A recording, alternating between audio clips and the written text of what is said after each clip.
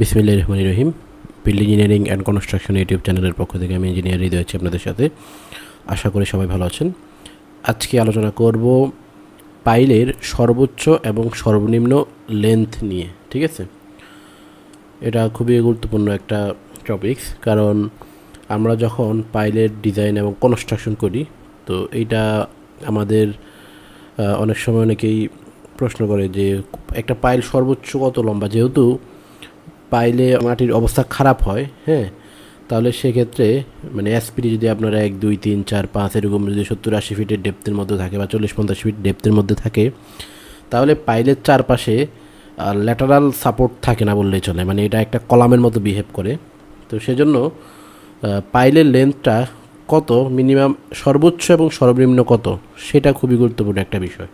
ঠিক আছে, তো আজকে সেটা নিয়ে আলোচনা করব এবং আমি আমার ডিজাইন করা একটা এক্সাম্পল দিয়ে আপনাদেরকে সেটা দেখানোর চেষ্টা করব, সেটা শেষে দেখাবো। আগে আমি বিএনবিসিতে যে প্রভিশন আছে সেই প্রভিশনটা আপনাদেরকে আমি দেখাতে চাই। ঠিক আছে, পাইলের ডিজাইনের পাইলের লেন্থ, ঠিক আছে, সর্বোচ্চ লেন্থ এবং সর্বনিম্ন লেন্থ। ওকে, তো আমরা BNBC 2020 part 6 structural design chapter 3-তে যাব।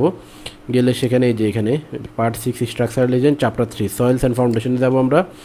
যাওয়ার পর এইখানে আমরা পাবো, ঠিক আছে, এই যে এখানে এই যে geotechnical design of shallow foundation, এটা আমরা যাবো geotechnical design of deep ফাউন্ডেশনে। ঠিক আছে, এই যে geotechnical design of deep foundation, এই যে এখানে আসলাম। আসার পর আমরা এখানে এই যে কাস্ট ড্রিভেন প্রিকাস্ট পাইল সম্পর্কে বলা আছে।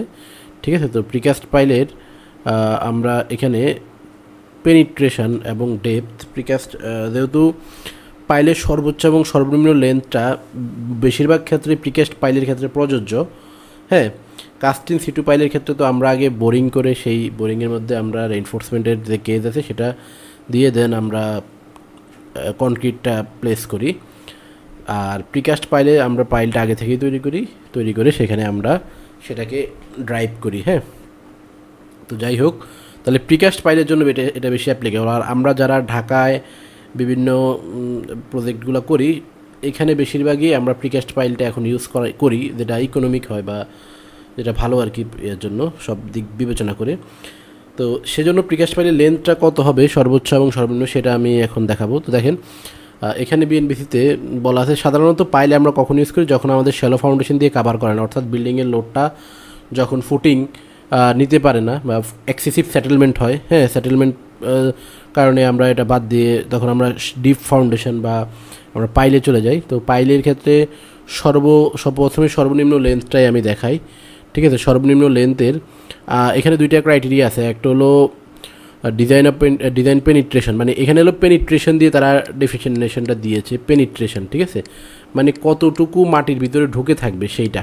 ঠিক আছে, পেনিট্রেশন মানে কতটুকু আপনাকে মাটির ভিতর ঢুকাইতে হবে পাইলটা, সেইটা মূলত এখানে বোঝানো হচ্ছে। তো যদি আমাদের মাটিটার কন্ডিশন অনুযায়ী যদি আমাদের কোয়েসিভ হার্ড সয়েল হয়, হ্যাঁ, হার্ড কোয়েসিভ সয়েল আর ডেন্স গ্রেনুলার ম্যাটেরিয়াল হয়, তো সাধারণত কম ডেপথে যদি এই মাটিটা থাকে তাহলে তো আমাদের আর পাইলের প্রয়োজনই নেই, সেখানে আমরা ফুটিং দিয়ে করতে পারি। তো এইটা নট অ্যাপ্লিকেবল আমি বলবো। ঠিক আছে, কারণ এইটা অ্যাপ্লিকেবল, হ্যাঁ, মিনিমাম, এটা হলো এই মিনিমাম হলো এইটা, কারণ যেখানে মাটি খারাপ সেখানেই তো আমরা ইয়েটা দিই। এই কন্ডিশনটা হলো not less than 60 for soft cohesive or loose granular material. ঠিক আছে, যদি আপনার মাটিটা এই টাইপের হয়, হ্যাঁ, এই টাইপের সফট কোয়েসিভ সয়েল অথবা লুজ গ্র্যানুলার ম্যাটেরিয়াল টাইপের যদি মাটি হয়, ঠিক আছে, কোয়েসিভ সয়েল মানে হলো ক্লে সয়েল আমরা বলতে পারি। ঠিক আছে, তো অথবা লুজ গ্র্যানুলার মানে এটা ইয়ে টাইপের স্যান্ডি টাইপের যদি সয়েল হয়, তখন মিনিমাম হলো 6D। ঠিক আছে, 6D। তো 6D মানে হলো ডি মানে কি, ডি মানে হলো ডায়ামিটার অফ পাইল। ঠিক আছে, সাপোজ আমি 24 ইঞ্চি ডায়ার একটা পাইল ইউজ করবো, তাহলে আমার পেনিট্রেশনের যে ডেপথ হবে সেটা হলো 24x6। ঠিক আছে, অথবা 6x24, একই কথা, যেটাই আপনি লেখেন বা বলেন।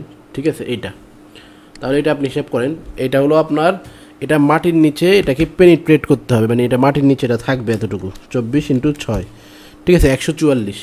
ওকে, এরপরে মানে আমরা তো কাট অফ লেভেল পর্যন্ত পাইলটাকে ভেঙে ফেলি এবং পাইলের রডটা পাইল ক্যাফের ভিতরে ডেভেলপমেন্ট লেন্থ পর্যন্ত ঢুকে থাকবে। তো সেটা হলো মনে করেন আরও 2 ফিট সাপোজ, হ্যাঁ, 2 ফিট 24 ইঞ্চি, তাহলে কত হয় এটা আপনার 12 × 144, মানে 12 ফিট, আর এদিকে হলো 2 ফিট, 16 ফিট। 14 fit sorry. তাহলে মিনিমাম আপনার পাইলটার লেন্থ হবে 14 ফিট, এটা মিনিমাম।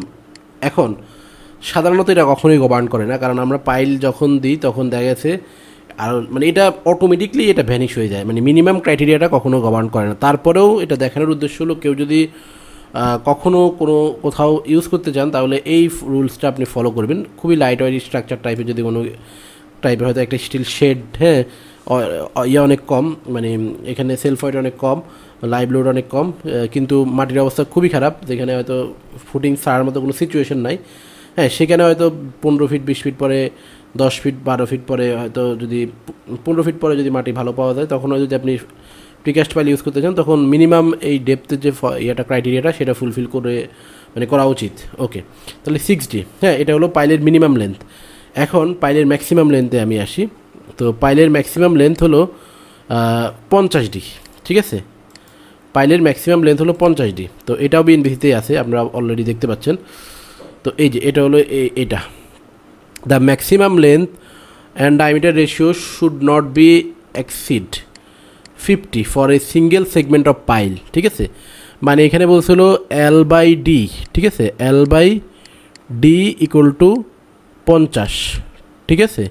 তার মানে কি L ইকুয়াল টু 50D, ঠিক আছে, 50D বা বি। ডি হলো সার্কুলার ক্ষেত্রে, আর এটা স্কোয়ার বা রেক্টেঙ্গুলার হয় তাহলে বি, ঠিক আছে। স্কোয়ার হলে বি আর কি, স্কোয়ারই আর সার্কুলার এই দুইটাই বেশি হয় সাধারণত। তাহলে 50D, ঠিক আছে, এই যে 50D এটা। ওকে, তাহলে একটা পাইলের এখন দেখেন, আমরা মনে করেন সাপোজ আপনার মাটি 120 ফিট লেন্থে গিয়ে ভালো মাটি পাওয়া গেছে, মানে সেখানে আপনি পাইলটা রেস্ট করতে পারবেন, ঠিক আছে। তাহলে আপনি 120 ফিট পর্যন্ত পাইলের লেন্থ দিতে পারবেন কিনা সেটা আপনাকে এখান থেকে ক্যালকুলেট করে নিতে হবে, একটা সিঙ্গেল সেগমেন্ট 120 ফিট করতে পারবেন কিনা। তো দেখেন সেটা আমরা একটা ক্যালকুলেট করি। হ্যাঁ, মনে করেন আপনার পাইল হলো 500, ঠিক আছে, 500 ডায়া বা 500 উইথ, যদি স্কোয়ার হয় তাহলে সেটা 500 × 500, আর যদি ডায়া সার্কুলার তাহলে ডায়া হলো 500, ঠিক আছে, 500 ইন্টু এটা 500 বা 20, যদি আমরা ইঞ্চি ফিটে বলি তাহলে 20 ইঞ্চি × 20 ইঞ্চি, ঠিক আছে। 20 ইঞ্চি ডায়ার পাইল, হ্যাঁ প্রিকাস্ট পাইল 20 ইঞ্চি ডায়া বা 20 ইঞ্চি মানে উইথ আর কি, ঠিক আছে। 500 × 500, তাহলে 500 × 50 এটা হবে হলো 25,000 মিলিমিটার, ঠিক আছে। তো 25,000 মিলিমিটার মানে হলো 25 মিটার। তার মানে আপনি একটা পাইল 25 মিটার পর্যন্ত লেন্থ পর্যন্ত একটা সিঙ্গেল সেগমেন্ট করতে পারেন, 25 মিটার 25, ঠিক আছে, 25 মিটার। ওকে, এখন এই 20, এখন বাকিটা কী করবেন, তাহলে বাকিটা জয়েন্ট দিতে হবে, ঠিক আছে। আপনার মনে করেন 50 মিটার পাইলের লেন্থ, তাহলে দুইটা সেগমেন্ট করতে হবে এখানে। একটা সেগমেন্টে আপনি 25 মিটার বেশি করতে পারবেন না, এটা আমি একটা পাইলের জন্য এক্সাম্পল দিলাম আর কি। তো এইভাবে আপনাকে করতে হবে মূলত, ঠিক আছে। 50D এটা আপনাকে মনে রাখতে হবে, এটা হলো ম্যাক্সিমাম লেন্থ পাইলের, ঠিক আছে। এটা হলো ম্যাক্সিমাম লেন্থ। হ্যাঁ, এখন এই ম্যাক্সিমামটাই যে আপনি দিতে পারবেন সব সময় ব্যাপারটা এমনও না। কারণ কি, কারণ হলো আপনার এটাকে অ্যানালাইসিস করে দেখতে হবে যে পাইলের এটা ল্যাটারালি লোডেড যদি পাইল হয় তাহলে হয়তো আপনি 50Dও দিতে পারবেন না, আরও কমই দিতে হবে আপনাকে। দেখা গেছে যে আপনার ল্যাটারাল লোড অ্যানালাইসিস করলে এটা ফেল করে যাচ্ছে আরও কম লোডেই, মানে আরও কম লেন্থেই বা ফেল করে, তখন এটা আরও ডিজাইনটা মডিফিকেশন করা লাগতে পারে, ঠিক আছে। মানে হয়তো রেনফোর্সমেন্ট বাড়ানো লাগতে পারে বা পাইলের সাইজ বাড়ানো লাগতে পারে। তো এই হচ্ছে বিষয়। এখন আমাদের একটা এক্সাম্পল দেখাবো, ঠিক আছে, ডিজাইন করা একটা প্রজেক্ট দেখাবো যেখানে আমরা 29 মিটারের পাইলের লেন্থ ব্যবহার করেছি দুইটা সেগমেন্ট দিয়ে, এই যে এটা ঠিক আছে। তো এখানে হলো এই পাইলের লেন্থ হলো 29.32 মিটার, ঠিক আছে। তো এখানে তাহলে আমাদের তো একটা সেগমেন্টে দিয়ে দেওয়া যাবে না, কারণ হলো এটা হলো 450 মিলিমিটার এটার আর কি সাইজ। হ্যাঁ, তাহলে 450 যদি হয় আমার পাইলের আমি সর্বোচ্চ কত, একটা সেগমেন্ট সর্বোচ্চ কত করতে পারবো, 50 × 450, ঠিক আছে, 450 22.5 মিটার। এটা হলো আমার সর্বোচ্চ, আমি এটা করতে পারবো, এর বেশি দিতে পারবো না, ঠিক আছে। তাহলে 22.5 মিটার করতে গেলেও আবার বিভিন্ন ইস্যু আছে, লিফটিং অ্যান্ড হ্যান্ডেলিংয়ের একটা ইয়ে আছে, হ্যাঁ। তারপরে পাইল ড্রাইভের সময় ভেঙে যাবে কিনা, সিলিন্ডার অ্যাসিড ইফেক্ট আছে কিনা, এখানে মাটি খুবই খারাপ। তো এগুলো সবগুলো অ্যানালাইসিস করে ইকোনমির একটা ব্যাপার আছে, সবগুলো অ্যানালাইসিস করে পরে আমরা এটা দুইটা সেগমেন্ট করেছি। একটা সেগমেন্ট হলো এই যে 17.2 মিটার, আর একটা সেগমেন্ট হলো 12 মিটার, ঠিক আছে।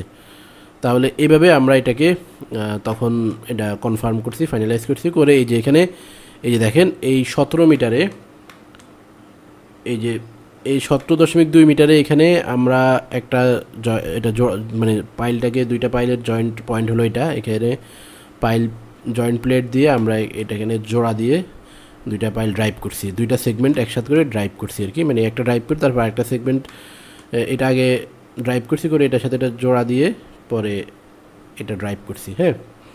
তো দেখেন এখানে জয়েন্ট এই যে এইভাবে আমরা প্লেটগুলো তৈরি করছি, জয়েন্ট বক্স আর কি, বক্স আকারে। এটা বিভিন্নভাবে করা যায়, বিভিন্ন মেথড আছে।